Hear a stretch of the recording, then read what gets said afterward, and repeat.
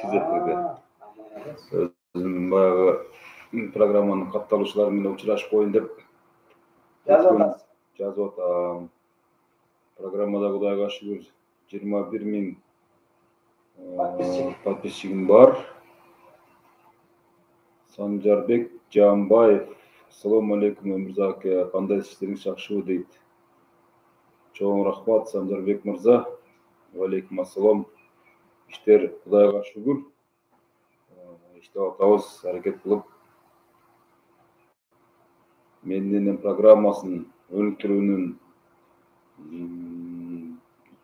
айламалында жүрөбүз азыр, Кудай буйрса. Şu enelерди көз түрүсүндө, аталарды көз түрүсүнө сыйлап багыттап калайын деп аракет кылып атабыз. Кандалат Рыскулова эже, Кандалат эже, бул мен энем деген программа. Автору мен. Сизге ссылкасын жөнөтүп коюшум керек экен, каналга кирип баш багып. Ушул программа неменен алектенет, кандай иштер жасайт, жалпы ушул программа тууралуу маалыматты кенен ала аласыз. Азыр эми 5:30 бизде кеч кирип калды Кыргызстанда. Азыр көпчүлүк чет мамлекеттерде, мисалы үчүн Россия жергилеринде азыр 3:30 болуп калабы, 3:30 тегерек болуп кеткен, 1-2 саат, 3 саат ар жак бир жагы. Мен бүгүн Кореядан биздин мекелештер жазып суранышты эле, ушул Кореяда бизде 5 саат айырма бар экен. Эгерде мен сиздер менен болгон сүйлөшүүлөрдү Южно-Сахалинский шаарында саат 22:27 болду дейт. 10:30 болуп калды да түнкү саат, Южно-Сахалинск шаары анча айырмасы бар экен демек. Ооба, Санжарбек мырза, мен энем деген программаны ачып, анан ушул программаны ушул жасаганыбызда көпчүлүк катталуучулардан же болбосо жаңы кошулгандардан суроолор болот, сунуштар. Бул программа кандай, автору ким деп, автору мен жаңы кошулгандар үчүн айттым да. Жаңы кошулгандар үчүн түз сүйлөшөбүз. Ар бир айылга же болбосо ар бир районго барардан мурда ушул буйрукка берүүчү менен жеке сүйлөшөбүз. Анткени себеби жолдун алыстыгы бар дегендей, жакындыгы бар, татаалдыгы бар дегендей, ошого карап биз сүйлөшүп тартып берип атабыз, Кудайга шүгүр. Санжарбек, Москвада 14:30 болду дейт, туура экен. Бизде 17:30 болду, 32 болду. Салам алейкум деп жаңы киргендер кошулуп атат. Чоң рахмат Санжарбек мырза. Атабек Жабызаев, сизге да чоң рахмат. Сиздин ишиңиздерге ийгиликтерди каалайбыз. Кыргызстан тынч, шайлоону өткөрүп алдык, баары жакшы, ойдо Кудай, Кудай кааласа бизге азыр абадай сууда керек болуп турган стабилдүүлүк. Ошол багытта биздин чоңдорубуз дагы аракет кылып атышат. Өмүрзак Азимкуловчу программа сизге чоң рахмат айткым келет дейт. Бул передача менен кыргыз элибиздин ар бир үй бүлөсүнүн тынч, бактылуу жашоосуна салымыңызды кошуп жатасыз. Өтө чоң эсептейм дейт. Рахмат, чоң рахмат сизге да, Вера эже. Эң жакшы программа, ар дайым ийгиликтер коштолсун деп Паелина деген айымдагы жазып атат эжебиз дагы. Чоң рахмат. Бул программанын негизги максаты ата менен баланын, эне менен баланын ортосундагы мамилени жакшыртуу. Ушундай бир чоң идеология менен ачканмын. Кайсы бир деңгээлде ушул миңдеген көрүүчүлөрүм бар, миңдеген катталуучуларым бар дегендей, ушул көрүүчүлөр, катталуучулар аркылуу бир кыргыз коомуна ушундай бир жакшы бир салттуу идеологияны киргизип, ушуну башатын баштап койдум деген бир ойду сыймыктануу менен айтсам болот. Лейла Тагаева эжебиз дагы андан ийгилик каалап жазып атат. Саламатсызбы эже?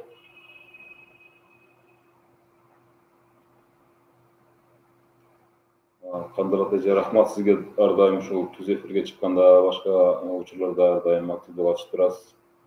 Чоң рахмат. Ушул Кыргызстандан дагы сиздерге Байылин эже чоң ысык салам. Азыр мен Ош шаарында турам. Ош шаарынан ысык салам.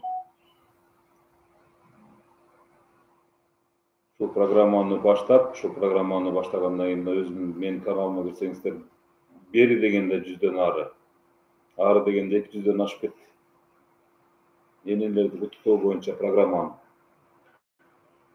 эң аз убактысы 30 мүнөттөн, 20 мүнөттөн кем эмес программага жүктөп аткам. Кече жакында 30 айылына барып келдим. Кээ бир учурларда ушундай караңгы мезгилде дагы заказ кылып барышат, буйртма берип барышат.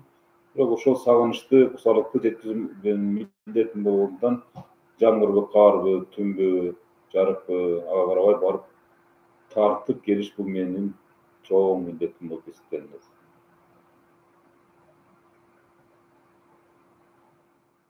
Мен сиздерден сурайын дегеним ушул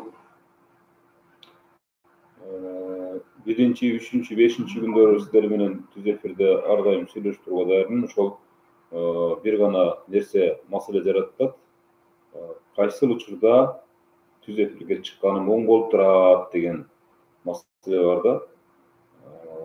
Мен ушул катталыштар менен ушул ар дайым мен менен байланышып турган адамдар менен түз байланышып, буга чейин ушул программага буйртма берип, ушул буйртманын негизинде ошол адамдардын ыраазычылыгын алуу, түз эфирден башкаларга мисал болушун үчүн аны ошол буйртма берип, эфирин тартырып, YouTube'га чыгарган адамдар көбүрөөк жооп берсе жакшы болот эле. Кандай ыраазычылыктар бар, ошол боюнча дагы бир сунуш пикирлерди окугум келет да.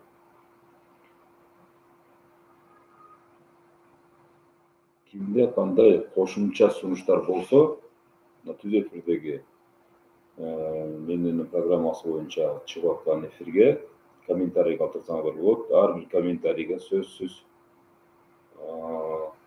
жооп болот. Дайым көрөм, ишиңизге ийгилик дейт. Рахмат, чоң рахмат. Эртең Кудай кааласа 10 күнү Өзгөн районуна караштуу Ана Кызыл айылына барам. Андан кийин 15 күнү Ош шаарында болом, Жапалак шаарынын айылында. Андан кийин 18 дагы Жалал Абад жергесине барам. 25 күнү Жалал Абад жергесине барам, Базар Коргон районуна караштуу Тагагы Жаңы Турмуш айылында. Бир айда эмнеге аз буйртма алып калдыңыз акыркы айларда дейт. Себеп дегенде биринчиден күндүн өзгөргөнүгө байланыштуу, климаттын өзгөргөнүгүнө байланыштуу, кыш мезгилдеринде бир аз жол маселелери көйгөй жаратып калгандыктан айрым учурда мындай бир айда 4-5 гана буйртма алганга мүмкүнчүлүктөр пайда болуп калат. Ошон үчүн мен мурдагы айларда мисалы 10-15 көрсөтүүгө жеткен болсом, бул акыркы мына 2 ай аралыгында бир аз буйртманы аз алып калып атам, өзүм атайын. Себеп дегенде алыскы райондорго барып келүү бир аз маселе жаратат. Өзгөчө азыр эми бизде кар жаа элек, бирок кар жаап калса, мына ушул эгерде зарылчылык болсо, сөзсүз сураштар болсо барып келүүгө даярмын. Гүлзат Назарматова деген жазат, жакшы программа, мага жагат дейт. Рахмат чоң Гүлзат эже. Буйртма бериңиз, биз дагы сиздин атыңызды барып сүйүндүрүп келүүгө даярмын. Дагы бир маселени айткым келип турат. Ошол Бишкек, Нарын, Талас, Чүй жергесиндегилер бул программа Оштуку деп жазышат да. Жок, бул Оштук эмес, бул Кыргызстандыкы. Бир гана программа бар. Мен менен деген программа, бир эле программа. Мына ушул программа өлкөнүн 7 дубанына барганга даяр. Бир гана сиздерден өтүнүч, кандай гана буйртма болсун, ошонун аягына жетсе, биз ошол буйруктан аткарабыз. Аягына жетпесе, эртең бүрсү күнү көрөбүз, жакында гана чалам дегендер көбүрөөк чыгат, ушул биздин Бишкек Табашчы өрөөндөрүнөн. Бирок маалына келгенде буйрукма бере албайт да, буйрукма беришпейт. Ошондуктан көпчүлүк буйрукмалар, көпчүлүк программа түштүк жергесинен чыгып калгандыгы да мына ошондуктан.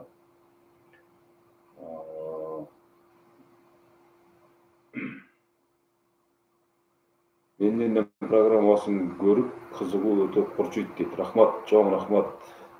Биз дагы ошол программа мындан да кызыктуу болуш үчүн бир топ аракеттерди көрүп атабыз. Өзгөчө мен ушул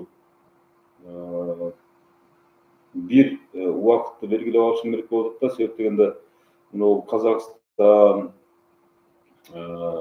Корея, Түндүк Корея, Түштүк Корея дегендей, Россиянын бардык шаарларынан, Япония, Франциядан, Италиядан кыргыздар чыгат да, Америкада жашаган кыргыздар чыгат. Мына ошол убакыт сааттары бир аз дал келбей калган үчүн 3кө бөлөлү деп чечип жатам. Ушул учурдан пайдаланып сиздерге айткым келет.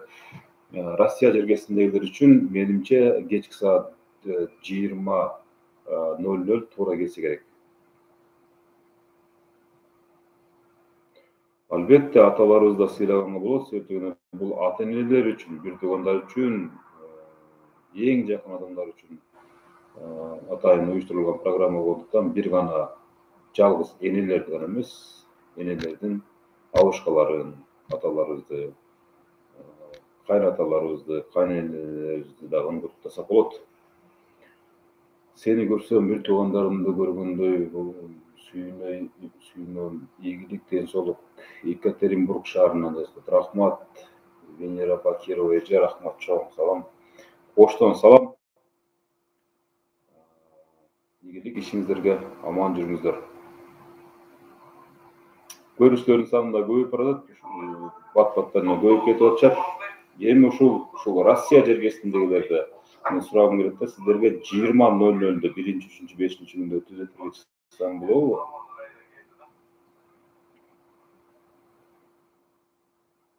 Эгерде макул болсоңуздар, Россия мамлекети үчүн 20:00 биринчи, үчүнчү, бешинчи күндөрү акмалап туруңуздар. Менин программасындагы эми мен ошончо миңдеген катталыштардын баарына жаба бербейм. Ошончо миңдеген катталыштардын ар кандай пикири бар. Ал пикирлерди күнгөй тескейине карабай туруп мен баардык пикирлерди сыйлайм. Сынга дагы туура мамиле жасайм, сунушка дагы туура мамиле жасайм. Ошон үчүн ошол программа боюнча түз эфирде сүйлөшүп аралашып турганыбыз оң болот менимче. Мурда жаңы чыкканда бул чын эле ушул программага ушунча акча жөнөтсөм ушул адам алабы же алдап кетеби деген ой пикирлер бар эле. Акыркы күндөрү ушул программага болгон ишеним 100% аткарылып, азыр эки жакта жүргөн мекендештерибиз, турмуш тиричиликтин айынан эмгектенип жүргөн чет жердеги мекендештерибиз баардыгы үчүн ишеним пайда болду.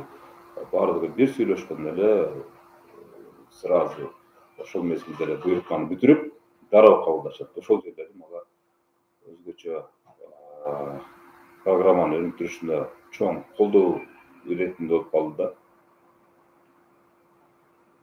Так, рахмат, Венера эже, рахмат, чоң рахмат. Сизге дагы сагынычтуу ысык салам. Гүлзат Нарматова эже жазып атат, ишиңерге ийгилик, кенелерди кубанып жүрө бериңиздер дейт. Рахмат, чоң рахмат.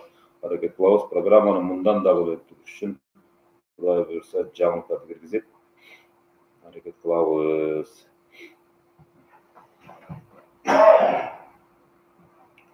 Мен бир 40 мүнөттүн айланасында гана эфир уюштурам, ошон үчүн 40 мүнөткө жакындап баратат. Мен ушул учурдан пайдаланып дагы бир теманы айткым келип отурат. Кыргызстандын сааты боюнча 20:00 туура эле келсе керек, Россиядагы биздин мекендештер үчүн 20:00 20:40 чейин, 9:05 чейин убакытка чейин биз сүйлөшө алсак болот. Ар кандай темаларды талкуулайбыз, ар кандай маселелерди талкуулайбыз дегендей. Убакыт бат эле өтүп кетип атат. Ошондуктан бир нерсени айтып коеюн дедим. Мен өткөн эфирлеримде дагы айткам сиздерге, баарыңыздарга. Санжарбек Жамбаев өз жазып Россиядагыларга ооба, сиз айткан саатка түз эфир өткөрсөңүз болот. Биз ошол кезде иштен кайтып калган болобуз. Өмүрзак ака жакшы кыласыз, ишиңизге билип рахмат, чоң рахмат. Демек, Россиядагылар үчүн 1-3, 5 күнү ар дайым окула туруңуздар. Мен 20:00-дөн 21:00-ге чейин Кыргызстан сааты боюнча түз эфирге чыгам. Ошондо программа боюнча ой пикир сунуш, сын пикирлерди дагы айтсаңыздар болот. Өткөн программада, өткөн түз эфирде да айттым эле сиздерге. Айрым региондорго барганда көпчүлүк энелер же болбосо көпчүлүк жарандар сурап калып атышат да менен. Биз деле энебизди, атабызды куттуктайын дедик эле, бирок биздин шарт туура келбей атат. Бир аз каржы боюнча бизде проблема болуп калып атат. Бирок сиздердин деле келип кеткениңиздерди туура түшүнөбүз деген өңдүү бир маселелер пайда болуп калып атат. Мен өткөндө айттым эле. Эгерде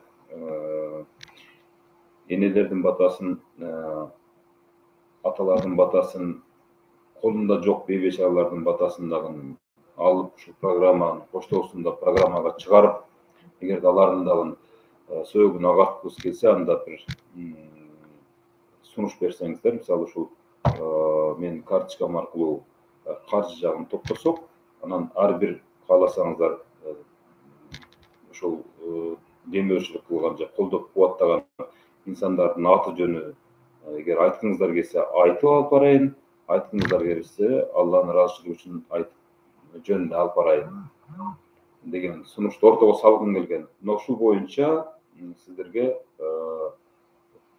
мындай жөнөкөй айтканда тапшырмада комментарий калтырып коюңуздар. Бул эфир ар дайым ушу менин YouTube каналымда сакталат. Комментарийде мен сиздерге жооп ала берем. Роза Гүлү деген неже жазып атат. Өмүрзак иним, ушул каналда эң туура алып чыккансың. Ата-энелерибиздин көңүлүн алып, ыраазычылык алып алганга аябай сонун мүмкүнчүлүк экен. Анан дагы иним мындан башка дагы келиндер үчүн сабак боло турган деп токтотуп коюптур. Ушу келиндер үчүн сабак боло турган дагы бир темаларды алып чыксам деген бир ой пикирди айткысы келген окшойт. Албетте алып чыгам, сөзсүз түрдө алып чыгам. Мына келаткан жуманын дүйшөмбү, понедельник, шаршемби, среда, пятница, жума күндөрү кечки саат 20:00-да ала туруңуздар.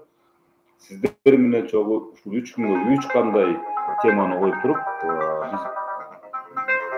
биз жакшы бир маселелерди талкуулайбыз. Кандай дейсиздер? Ал үчүн Роза эже, мисалы, бир каналдын дагы бир башка каналын ачыштын кереги жок. Ушул каналга эле өзүнчө плейлист кылып туруп, өзүнчө бир категория кылып туруп, өзүнчө бир бөлүм кылып туруп, жакында ушунун дагы айтып чыгам. Кудай буюрса, бул боюнча дагы кенен чоң сүйлөшөбүз. Азыр эми мен эфирди жыйынтыктай берейин, себеп дегенде бир аз убакыт да болуп калды. Мен YouTube ушунча эле мүнөт, ушунча эле убакытты чектеп атайын белгилегем, настройкалагам. Ошол үчүн менин убактым өтүп баратат. Баардыгыңыздарга аманчылык, эсенчилик, токчулук, ийгилик каалайм. Аман болуңуздар. Өзгөчө чет иштеп жүргөн мекендештерге айтарым, аман болуп, аман эсен үйлөрүңүзгө келип алыңыздар. Чоң рахмат көңүл буруп, ушул эфирди көргөндөр үчүн. Жакшы туруңуздар. Мен понедельник күнү саат 20:00-да жолугам сиздер менен. Ага чейин аман эсен жүрүңүздөр. Рахмат.